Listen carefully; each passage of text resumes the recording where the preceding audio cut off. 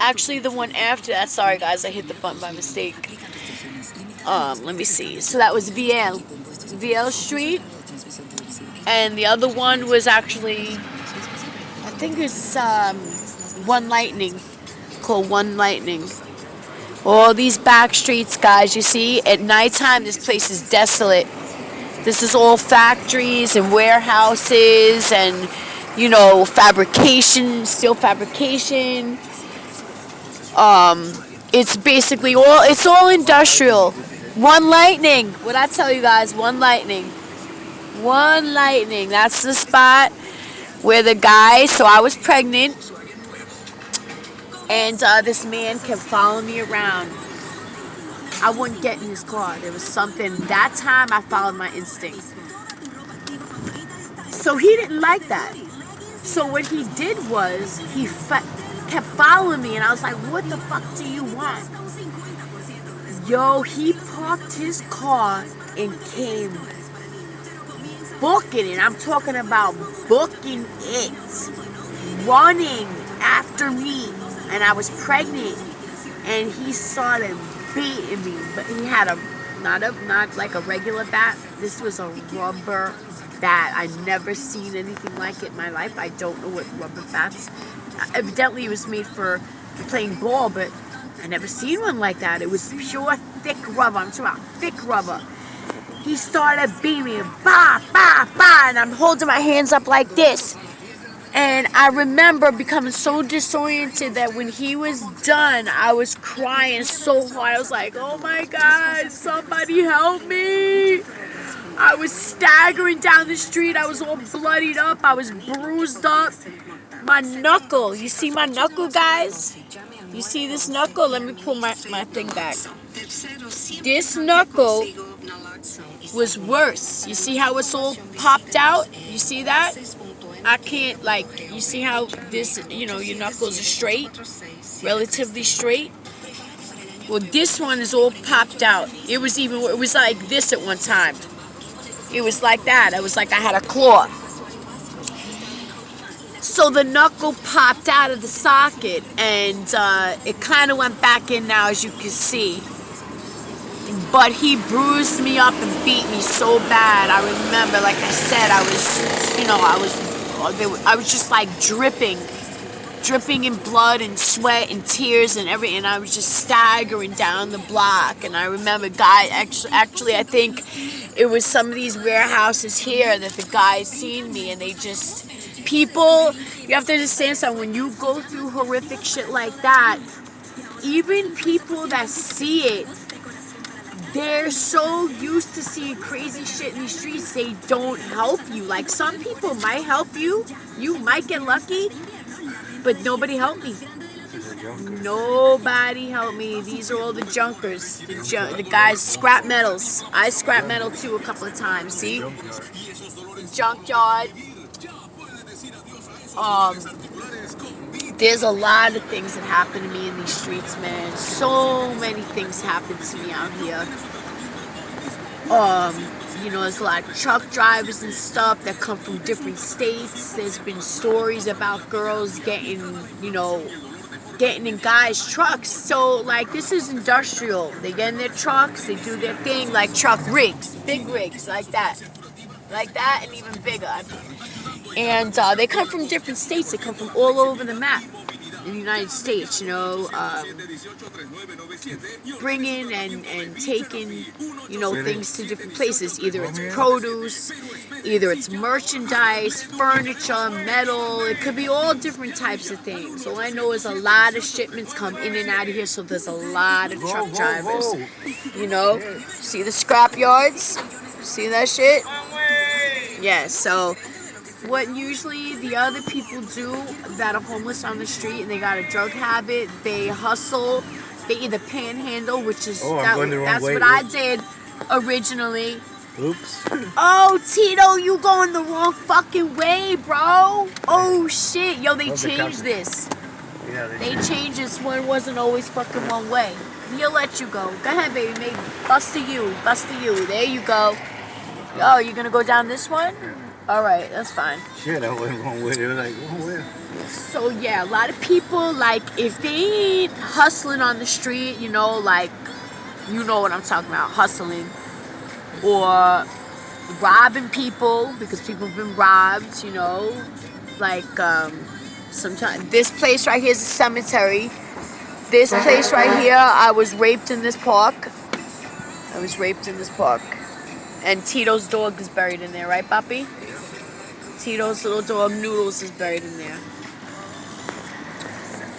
So the story with the other people is, like I said, if people don't, you know, hustle in that form, they scrap metal. So what they do is, my family knows, and most people know what scrap metaling is. It doesn't take a rocket science to figure that out. You know, you gather up as much metals as possible, aluminum and bronze, brass, copper. Those are the top-notch ones. But people even scrap like iron and steel. Like you gotta haul a lot of that. Like that's some heavy shit right there. You know, like they're taking. They took the tree down. Yo, I hope they're not gonna friggin' take this place out, man. Cause there's a historical place. Cause there's a lot of veterans buried in there from the 1800s. You know that, right? That cemetery right there has a lot of people buried from way back before the turn of the century, 1800s. You know that, right, Papi? Yes. Yeah, so, oh man, there was a lot of beautiful trees in there, the weeping willow.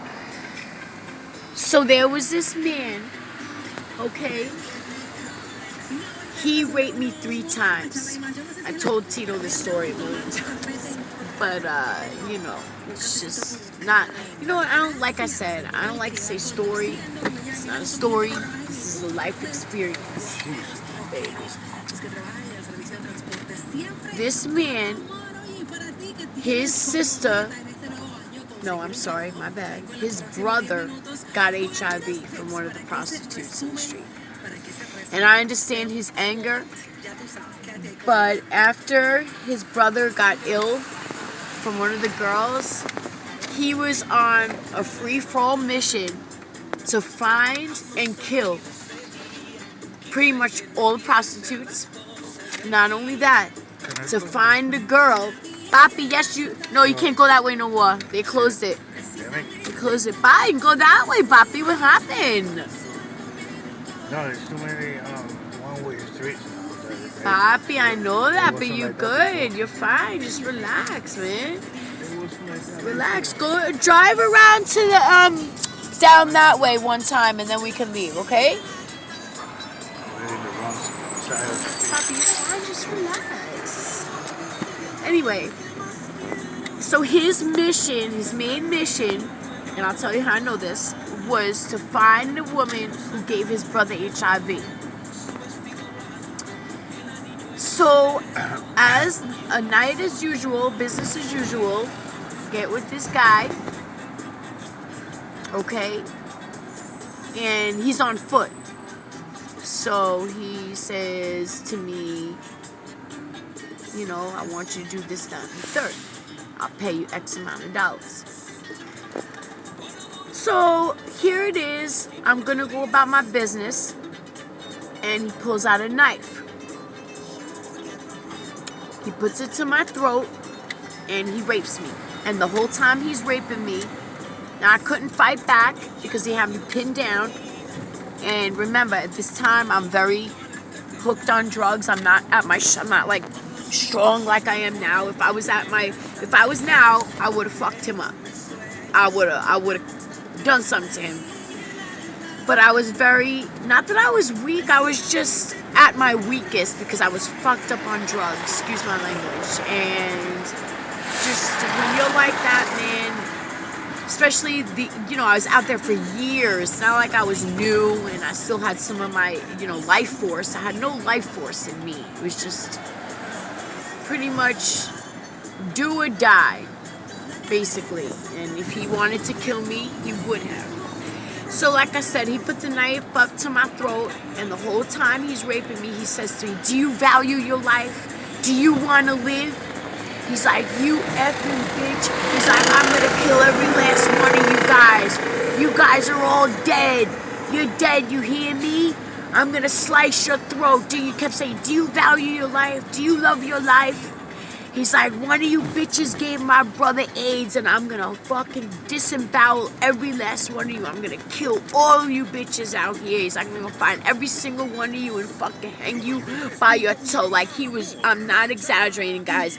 Everything I'm saying to you, it's not in order, of course, but it's accurate, and this is what he said to me in graphic. Like, he was angry. This man, and he's doing this while he's raping me. So when he was done, he got up and walked away like it was nothing and left me there in the ground, in the dirt, raped. And because I was so used to this lifestyle, I got up and walked away like it was nothing to me. Yep. Not only that, this man was a master of disguise.